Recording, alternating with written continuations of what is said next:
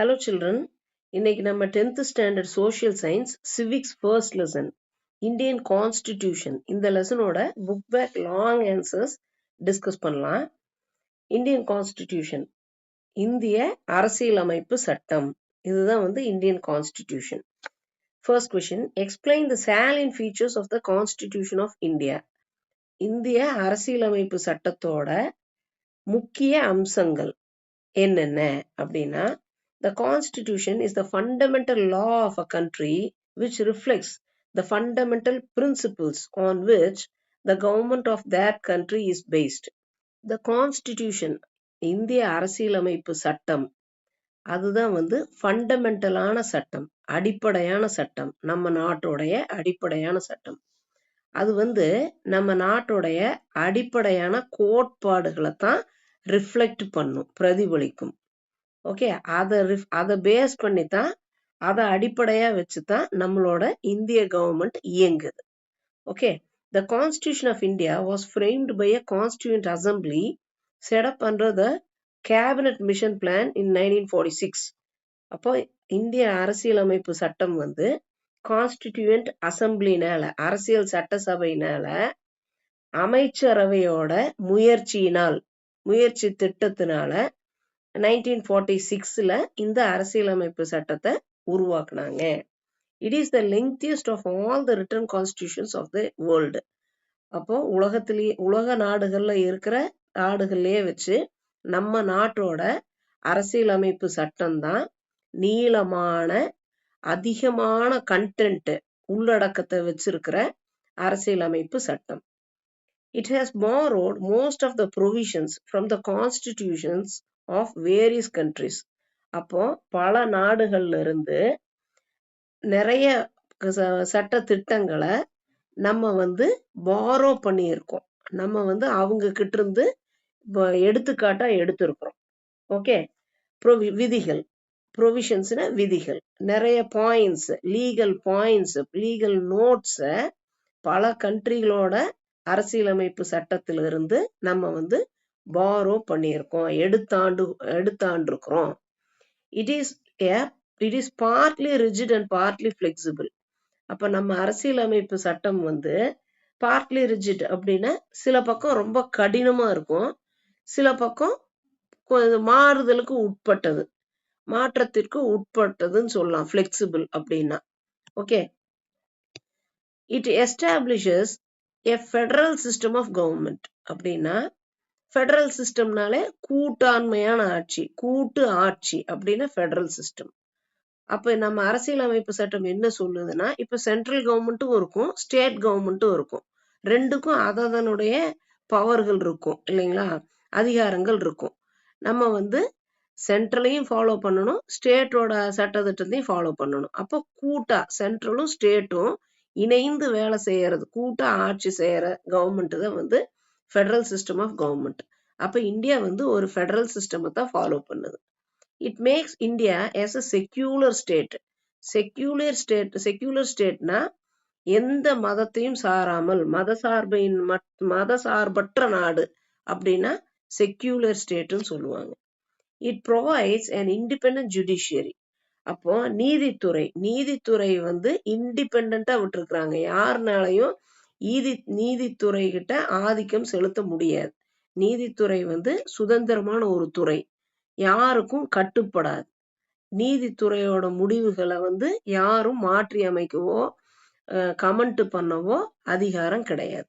அதனால independent judiciary நம்ம அரசியலமைப்பு சட்டம் வகுத்திருக்கிறது.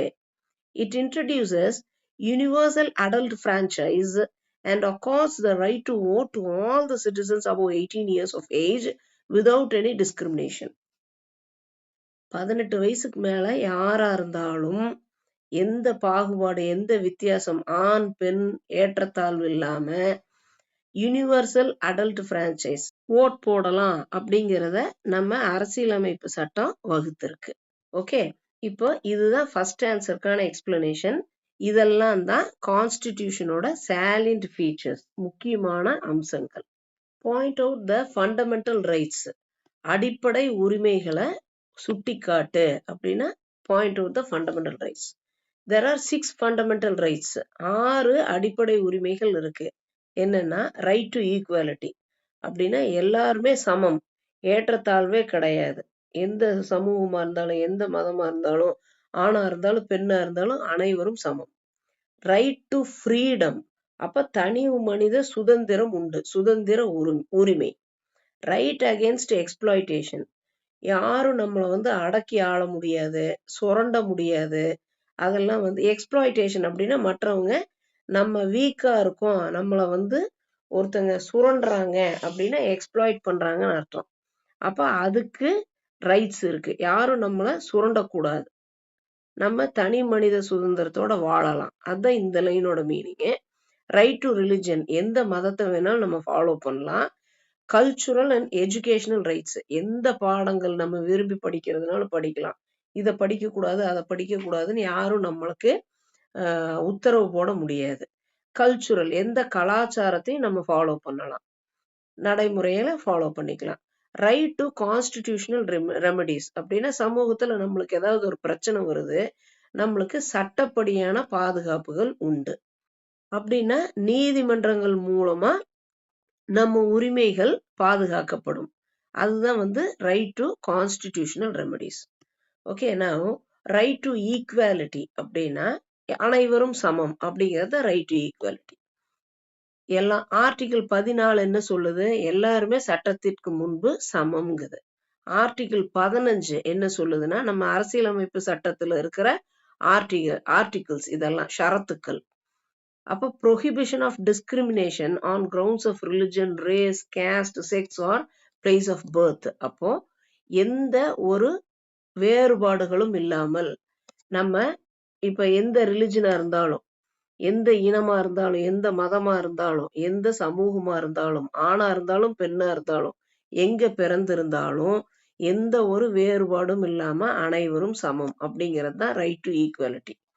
Equality of opportunity in matters of public employment. அப்போ பொதுத்துறையில எந்த ஒரு வேலை வாங்குறதுனாலும் எல்லாத்துக்குமே ஆப்பர்ச்சுனிட்டி உண்டு, சான்ஸ் உண்டு. ஈக்குவல் எல்லாருமே ஈக்குவல்.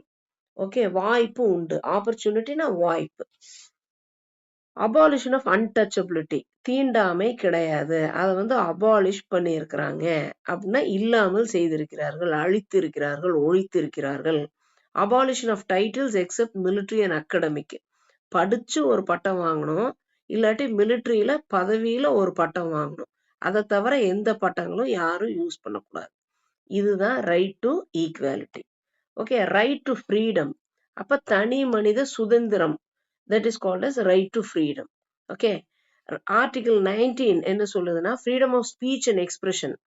ஒரு வரம்புக்குள்ள நம்ம வந்து சுதந்திரமா பேசிக்கலாம், அதுக்குன்னு கண்டதும் பேசக்கூடாது, அதுக்குன்னு ஒரு வரம்பு இருக்கு. பேச்சு சுதந்திரம் உண்டு. ஓகே, வரம்புக்குள்ளான பேச்சு சுதந்திரம், நம்ம வந்து நம்மளோட எண்ணங்களை வெளிப்படுத்தலாம், எக்ஸ்பிரஸ் பண்ணலாம். ஒரு அசம்பிளி அசோசியேஷன் அப்படின்னா ஒரு அசோசியேஷன், இப்போ ஒரு கூட்டா ஒரு அமைப்பு, ஆட்டோ அசோசியேஷன், லேபர் அசோசியேஷன் எல்லாம் ஃபார்ம் பண்றாங்கல்ல, அதெல்லாம் அமைச்சுக்கிறதுக்கு நம்மளுக்கு ரைட்ஸ் உண்டு, உரிமைகள் உண்டு. மூவ்மெண்ட் ஒரு கூட்டம், ரெசிடென்ஸ் அண்ட் ப்ரொஃபஷன் எங்க வேணாலும் நம்ம குடியிருக்கலாம், என்ன தொழில் வேணாலும் பண்ணலாம், என்ன வேலைக்கு வேணாலும் போகலாம். Protection in respect of conviction for offences. அப்போ ஏதாவது ஒரு குற்ற செயல் புரிந்தவங்களுக்கு அவங்கள வந்து நீதிமன்றமோ போலீஸோ வந்து அவங்கள அரெஸ்ட் பண்றாங்க இல்லைங்களா, அதுதான் கன்விக்ஷன் ஃபார் அஃபென்சஸ். தவறு செய்தால் சட்டப்படி தண்டனை கொடுக்கப்படும், சட்டப்படி நடவடிக்கை எடுக்கப்படும். அந்த பாதுகாப்பு நம்மளுக்கு உண்டு. Protection of life and personal liberty. அப்ப நம்ம வாழ்வதற்கும் சுதந்திரமா தனி மனித சுதந்திரத்தோட வாழ்வதற்கும் நம்மளுக்கு உரிமை உண்டு, பாதுகாப்பு உண்டு. Right for elementary education. Elementary எஜுகேஷன்னா சின்ன குழந்தைகளை எல்லாம் போய் ஆரம்ப கல்வின்னு சொல்லுவாங்க இல்லைங்களா, ஆரம்ப கல்வி அனைவருக்கும் உண்டு. யார் வேணாலும் கல்வியை தேடி போய்க்கலாம், கல்வியை யாருமே மறுக்க முடியாது. ஸ்கூலுக்கு போகாதீங்கன்னால யாரும் சொல்ல முடியாது. அதுதான் right to freedom. Protection against arrest and detention in certain cases. சில குறிப்பிட்ட கேஸுகள், வழக்குகள்ல மட்டும் அரெஸ்ட் பண்ணாம ஜெயிலுக்குள்ள போடாம இருக்கிறதுக்கு நம்மளுக்கு பாதுகாப்பு உண்டு. Okay, this is right to freedom. Right against exploitation. எக்ஸ்ப்ளாய்டேஷன்னா சுரண்டுதல். அப்ப நம்ம உழைப்பவோ நம்ம சொத்துக்களவோ நம்மளவோ யாராவது அடக்கி ஆண்டு நம்மளை சுரண்டுனாங்கன்னா அதுக்கு பேர் எக்ஸ்ப்ளாய்டேஷன் பேரு. அதுக்கு நம்மளுக்கு பாதுகாப்பு உண்டு. யாரும் நம்மளை சுரண்ட முடியாத அளவுக்கு நம்ம பாதுகாப்பை தேடிக்கலாம். அப்ப ஆர்டிகல் 23 என்ன சொல்லுதுன்னா, prohibition of traffic in human beings and forced labor. Traffic in human பீயிங்ஸ்னா ஆள் கடத்தல்னு சொல்லுவாங்க இல்லையா, மனிதர்களை எல்லாம் கடத்திட்டு போய் வேலைக்கோ எதுக்காவது ஃபோர்ஸ்டா உட்படுத்தப்பட்டோம்னா டிராபிக் இன் ஹியூமன் பீயிங்ஸ். மனிதர்களை கடத்தி கொண்டு போய் கண்ணு கிட்னி எல்லாம் எடுத்து விற்கிறது, இல்லாட்டி குறைந்த சம்பளத்துக்கு சாப்பாடு மட்டும் போட்டு வேலை செய்ய வைக்கிறது, இதெல்லாம் வந்து traffic in human beings. Forced labour அப்படின்னா கட்டாயமா இந்த வேலையெல்லாம் நீ செய்யணும், 18 மணி நேரம் உழைக்கணும், ஆனா நான் 100 ரூபா தான் சம்பளம் கொடுப்பேன் அப்படின்னு எல்லாம் சொன்னா ஃபோர்ஸ்டு லேபர். இதுக்கு எதிர்த்து நம்மளுக்கு பாதுகாப்பு உண்டு. Article 24 prohibition of employment of children in factories. அப்போ தொழிற்சாலைகள் எல்லாம் குழந்தை தொழிலாளர்களை ஈடுபடுத்தக்கூடாது. ப்ரொஹிபிஷன்னா ஒழித்திருக்கிறார்கள், மறுக்கப்படுகிறது அப்படின்னு தான் அர்த்தம். ரைட் டு ரிலிஜன் அப்படின்னா எந்த ஒரு மதத்தையும் நம்ம ஃபாலோ பண்ணலாம். Article 25 freedom of conscience and free profession practice and propagation of religion. அப்ப எந்த ஒரு மதத்தையும் நம்ம பிராக்டிஸ் பண்ணலாம், வழிபடலாம், பின்பற்றலாம், அதை வளர்த்தலாம், அதுக்கு அதுல தொழிலா இருக்கலாம், அதைவே நம்ம வந்து வாழ்வாதாரமா எடுத்துக்கலாம். கான்ஷியன்ஸ் அப்படின்னா அதை மனதளவுல ஏற்றுக்கொள்ளலாம் எந்த ஒரு மதத்தையும். Freedom to manage religious affairs. அப்போ மத சம்பந்தமான விஷயங்கள் எதை வேணாலும் நம்ம நிர்வகிக்கலாம். Freedom from payment of taxes for promotion of any religion. அப்போ ஒரு மதத்தை ப்ரொமோட் பண்றோம், வளர்த்துகிறோம், பரப்புகிறோம் அப்படின்னா அதுக்கு வந்து எந்த ஒரு டாக்ஸும் கட்ட வேண்டியதில்லை. Freedom from attending religious instruction or worship in certain educational institution. அப்ப கல்வி நிறுவனங்கள்ல எந்த ஒரு ரிலிஜியஸ் இன்ஸ்ட்ரக்ஷன்ஸ், ரிலிஜியஸ்னா மத சம்பந்தமான இன்ஸ்ட்ரக்ஷன்ஸ், பாடங்கள் திட்டங்கள் அதெல்லாம் நான் சொல்லி கொடுத்தாங்கன்னா அதை அட்டன் பண்றதுக்கு, அதை கவனிக்கிறதுக்கும் கேட்கறதுக்கும் பின்பற்றக்கும் ஃப்ரீடம் உண்டு. எந்த கடவுளை வேணாலும் கும்பிட்டுக்கலாம். Okay. Cultural and educational rights அப்படின்னா பண்பாடு கலாச்சாரம் சொல்லுவோம் இல்லைங்களா, கல்ச்சுரல், அந்த ரைட்ஸ் உண்டு. எஜுகேஷனல் ரைட்ஸ் அப்படின்னா எந்த ஒரு கல்வி வேணாலும் நம்ம விரும்பி படிக்கலாம், எந்த கல்வி நிறுவனத்திலையும் படிக்கலாம், எந்த வயசுலயும் படிக்கலாம், யாரும் நம்மளுக்கு கல்வியை மறுக்க மாட்டாங்க அப்படிங்கிறது தான் cultural and educational rights. Article 29 என்ன சொல்லுதுன்னா, ப்ரொடெக்ஷன் ஆஃப் லாங்குவேஜ். நம்ம எந்த மொழியை வேணாலும் பேசலாம், எழுதலாம். Script and culture of minorities. மைனாரிட்டிஸ்னா சிறுபான்மையினர், சிறுபான்மையினருடைய மொழி, அவங்களுடைய மத சம்பந்தமான புத்தகங்கள், அவங்களுடைய பண்பாடு, இதையெல்லாம் வந்து ப்ரொடெக்ட் பண்ணப்படுது, பாதுகாக்கப்படுகிறது. Right of minorities to establish and administer educational institutions. சிறுபான்மையினர் வந்து எஜுகேஷனல் கல்வி நிறுவனங்களை உருவாக்கி அதை அட்மினிஸ்டர் பண்ணலாம், மேலாண்மை பண்ணலாம். ரைட் டு கான்ஸ்டிடியூஷனல் ரெமடிஸ் அப்படின்னா சட்டத்துறை மூலியமாக நம்மளுக்கு நம்ம மீட்டெடுக்கும் அடிப்படை உரிமைகள், இதுதான் வந்து கான்ஸ்டிடியூஷனல் ரெமடிஸ். இப்போ ஒருத்தவங்களுக்கு உடம்பு சரியில்லை, மருந்து எடுத்தோம்னா அது வந்து ஒரு ரெமடி. இப்ப நம்மளுக்கு ஒரு தவறு நடந்திருக்கு, அப்ப அதை வந்து சட்டத்தின் மூலமாக நம்ம அதை நிவர்த்தி பண்ணிக்கிறோம் அப்படின்னா அது வந்து கான்ஸ்டிடியூஷனல் ரெமடிஸ். அப்போ ஆர்டிகிள் 32 என்ன சொல்லுதுன்னா, இட் அலோவ்ஸ் இண்டிவிஜுவல்ஸ், தனி ஒவ்வொருவரையும், to seek redressal for the violation of their fundamental rights. அப்போ ஒருத்தரோட, ஒரு தனி மனிதனுடைய அடிப்படை உரிமை வந்து பாதிக்கப்பட்டாலோ பிடுங்கப்பட்டாலோ, அதுதான் வயலேட். வயலேட்னா விதிகளை மீறுவது. பிடுங்கப்பட்டால் அவர் வந்து சட்டத்துறை மூலியமாக, சட்டத்தின் மூலமா அவருக்கான நியாயத்தை பெற்றுக்கொள்ளலாம். அதுதான் வந்து redressal. Right briefly on the right to constitutional remedies அப்படின்னா, இப்போ ஒரு தவறு இழைக்கப்பட்டிருக்கு, நம்மளுக்கு தனி மனித உரிமை மீறப்பட்டிருக்கு அப்படின்னா சட்டத்தின் வாயிலாக லீகலா நம்ம ஒரு ஆக்ஷன் எடுக்கிறோம், அதுக்காக ஒரு தீர்வு காண்றோம் அப்படின்னா அது வந்து கான்ஸ்டிடியூஷனல் ரெமடிஸ். ஓகே, அப்ப ரைட் டு கான்ஸ்டிடியூஷன் அந்த உரிமையை பத்தி எக்ஸ்பிளைன் பண்ணுங்க அப்படிங்கறத இந்த question. A writ is an order or command issued by a court in writing under its seal to provide constitutional remedies. ரிட்டுன்னா ஒரு நீதிமன்றத்தினால கொடுக்கப்படும் ஒரு ஆர்டர், உத்தரவு. ஓகே, அது சீல் வச்சு ஒரு உத்தரவா பிறப்பிக்கிறதுக்கு பேரு ரிட்டு. இந்த ரிட்டு வந்து நம்மளுக்கான கான்ஸ்டிடியூஷனல் ரெமெடி, சட்டப்படியே நம்மளுக்கு ஒரு தீர்வு தரக்கூடிய ஒரு order, that is called as writ. It is in the nature of a command or prohibition from performing certain acts that are specified in the orders of the court. அப்போ court order போடுது, உத்தரவிடுது, எதுன்னா இதத்தான் பண்ணணும் அப்படின்னு command பண்ற குணாதிசயத்தோடு இருக்கும். இல்லாட்டி prohibit, மறுக்கிறது, இதை பண்ணக்கூடாது அதை பண்ணக்கூடாது அப்படின்னு மறுக்கிற ப்ரொஹிபிஷனா இருக்கும். அப்போ ஒன்னா உத்தரவா இருக்கும், இல்லாட்டி ப்ரொஹிபிஷனா இருக்கும். ஒரு ரிட்டுன்னா பை பர்ஃபார்மிங் சர்டன் ஆக்ட்ஸ், இந்த செயலை செய்யக்கூடாது அந்த செயலை செய்யக்கூடாது அப்படிங்கிற ஆக்டா இருக்கும். Okay, both the Supreme Court and the High Courts are empowered to issue 5 kinds of writs.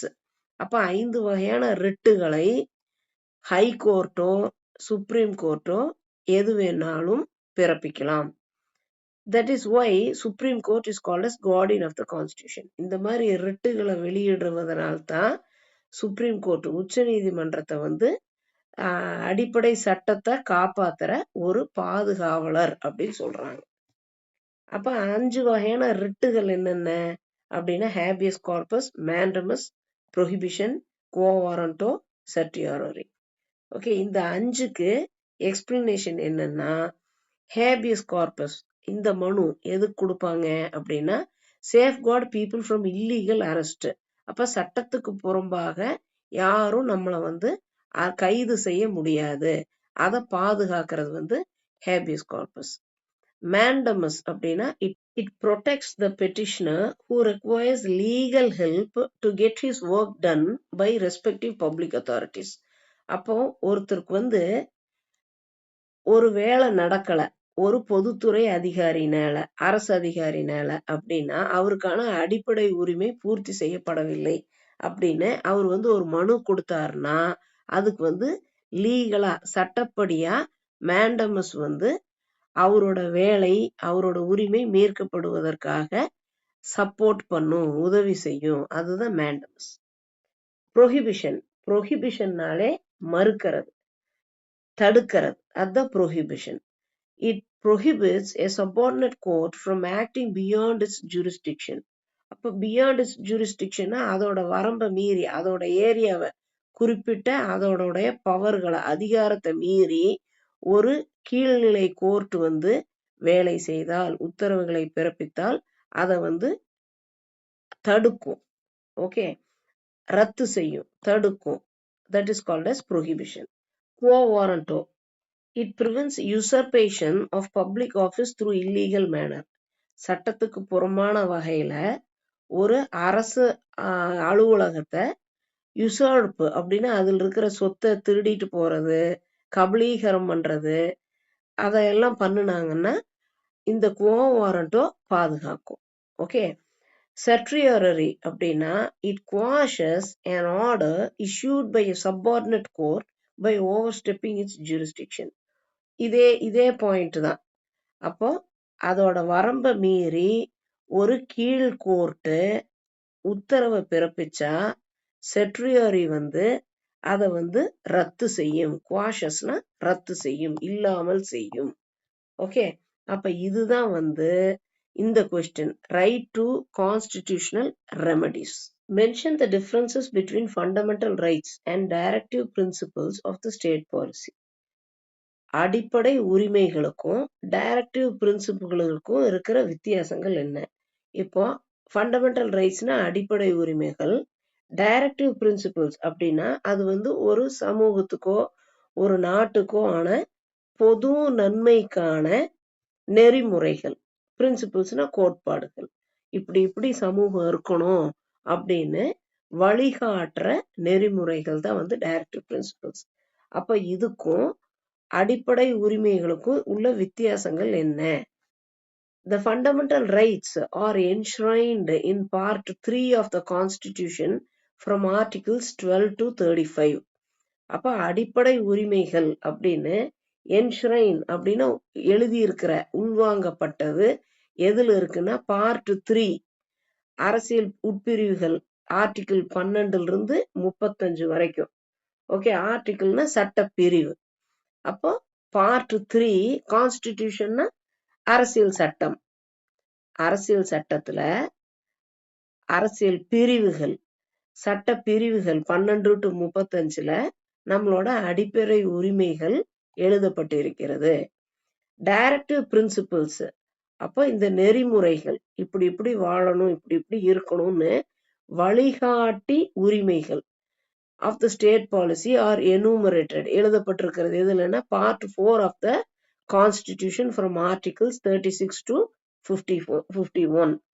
அப்ப அரசியல் சட்டத்துல ஆர்டிகிள் 36 to 51 ஆர்டிகிள் அப்படின்னா அரசியல் சட்ட பிரிவு. இதே மாதிரிதான் அரசியல் சட்ட பிரிவுல டைரக்டிவ் பிரின்சிபல்ஸ் எழுதப்பட்டிருக்கிறது. என்னென்ன வித்தியாசம் அப்படின்னா ஃபண்டமெண்டல் ரைட்ஸ் அடிப்படை உரிமைகள் என்னன்னா it was derived from the Constitution of USA. அப்ப அமெரிக்காவோட அரசியல் சட்டத்தை நம்ம ஃபண்டமெண்டல் ரைட்ஸ் அடிப்படை உரிமையை ஏற்றிருக்கிறோம். டைரக்டிவ் பிரின்சிபல்ஸ் அப்படின்னா இது வந்து கான்ஸ்டிடியூஷன் ஆஃப் அயர்லாந்து நாட்டுடைய அரசியல் சட்டத்தை நம்ம பின்பற்றுறோம். Even the government cannot take away or abridge these rights.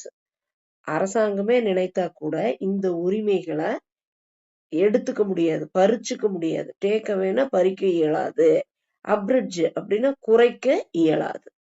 கவர்மெண்டே நினைச்சாலும் இந்த உரிமைகளை நம்ம பறிக்கவோ குறைக்கவோ முடியாது. These are mere instructions to the government.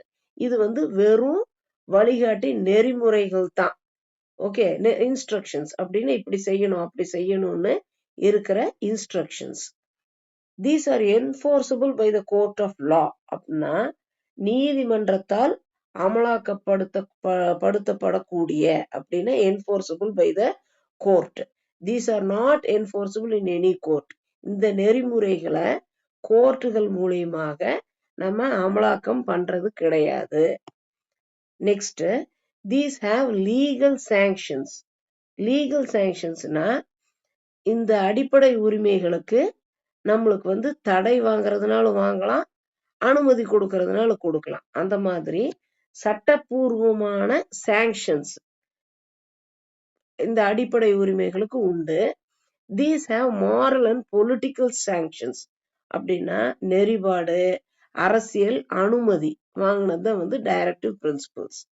These rights strengthen political democracy in the country. அப்ப அடிப்படை உரிமைகள் வந்து அரசியல் ஜனநாயகத்தை காப்பாத்தும், வலுப்படுத்தும். The implementation of directive principles ensures social and economic democracy.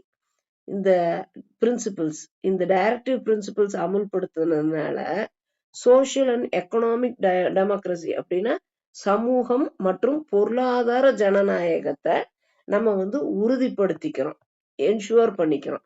Implementation அப்படின்னா நடைமுறைக்கு கொண்டு வந்தது.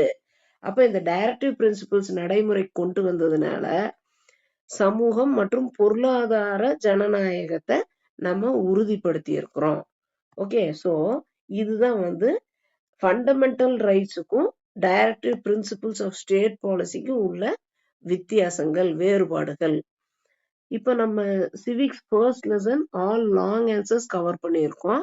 மற்ற லெசனோட லாங் ஆன்சர்ஸ் எல்லாம் நான் சீக்கிரம் போஸ்ட் பண்றேன். நான் எக்ஸ்பிளைன் பண்றது உங்களுக்கு புரிஞ்சிருக்கும் நான் ரொம்ப நம்புறேன்.